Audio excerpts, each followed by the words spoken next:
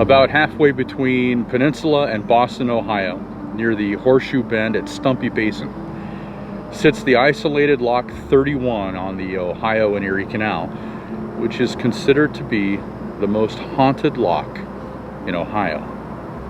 It could be that the countless murders that occurred here are the reason for the haunts.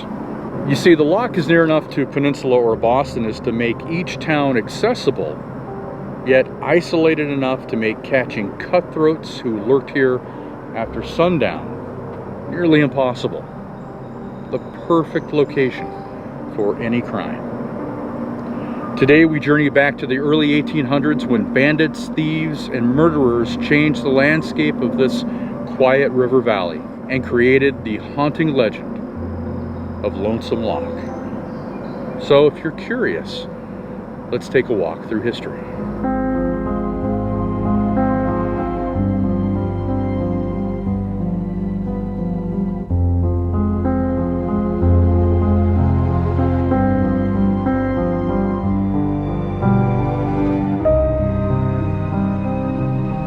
Exactly how many murders occurred here are not known. The number is thought to be somewhere between 10 and 20, but there's no physical proof for those numbers. No newspaper articles, no police reports, no autopsies, nothing. Then again, back in the 1800s, if you wanted to commit a heinous crime without leaving any evidence, there really wasn't a better spot than this to do it. There is one crime that happened here that did have an eyewitness. Captain Loren Perry was taking his canal boat through Lonesome Lock. As his boat approached the lock, he heard some men talking about throwing someone into the water. Perry's arrival startled the men, and they fled the scene, leaving the body of a brutally murdered man behind. Perry and his crew decided to leave the body undisturbed and reported the finding to the police once they reached Boston. So in the previous video, we talked about the old saying, for every mile of the canal, there is a dead Irishman buried. Well, this location is no different. The laborers who built this canal suffered the same consequences as any other crew in any other part of the state. The problem is that this lock was built on a rise in a marshy area. So where did the deceased, the dead workers who built this canal, where did they get buried? An 1891 newspaper article spoke plainly about the final resting place of those workers who died.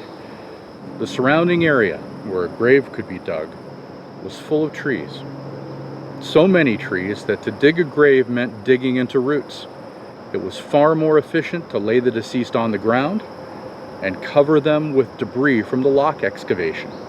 So, if you're ever in this area and you see small mounds in between trees, chances are you're looking at a grave from the early 1800s.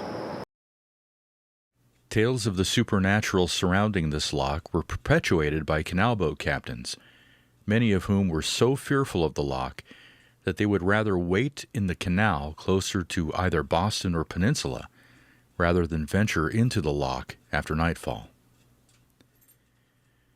The most prevalent story was that of a headless spirit who wandered the lock at night looking for his lost head. Imagine being a rookie canal boat captain, seeing veteran captains tie up their vessels either in Boston or Peninsula, refusing to venture forward because of tales of a headless spirit at the lock. Would you venture in? It was always assumed that the headless spirit was that of a man who was brutally murdered here at the lock. Later, the story changed from a male spirit to a female spirit. Finally, the two stories were combined into the legend as it is today. A young woman in a white dress was traveling the towpath at night in the early 1800s. As she approached Lonesome Lock, an uneasy feeling came over her. Moonlit shadows cast upon the lock seemed to come to life. She drew a deep breath, reminding herself that there was nothing to fear, and pressed forward. Then a tall, shadowy figure of a man emerged from the darkness and grabbed her from behind. She glanced back towards Stumpy Basin, hoping someone would see her struggling, but no one took notice. Her attempt to scream was silenced as a blade ran across her neck. Her disembodied head fell to the ground, and her assailant threw her lifeless body into the still waters of the loch.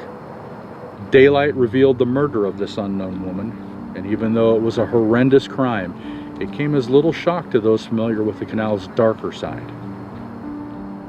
Rumors of a headless ghost in a white dress tied to the loch for the rest of its operation, and she lived on in the hearts and minds of travelers until the canal was abandoned. It is said that she still wanders Lonesome Loch in the darkness, filled with the same terror as the night that she was attacked.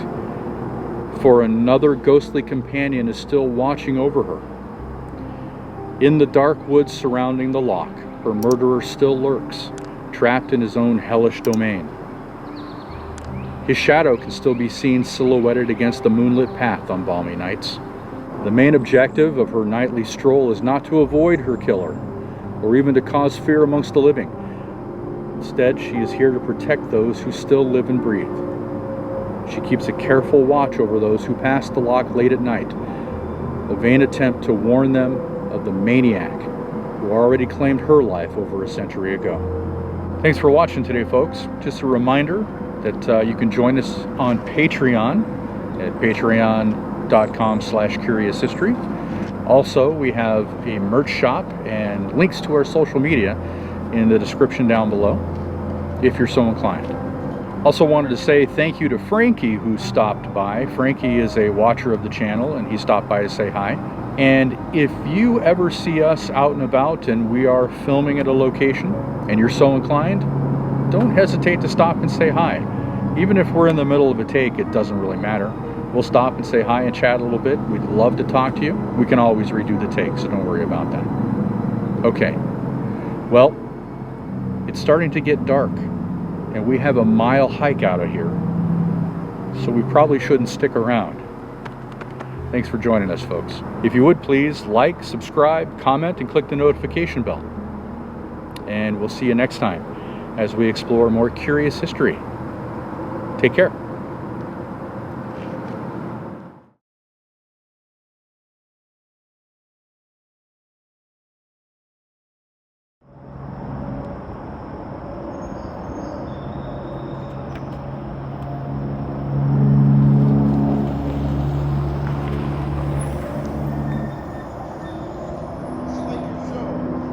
Well, thank Really? you.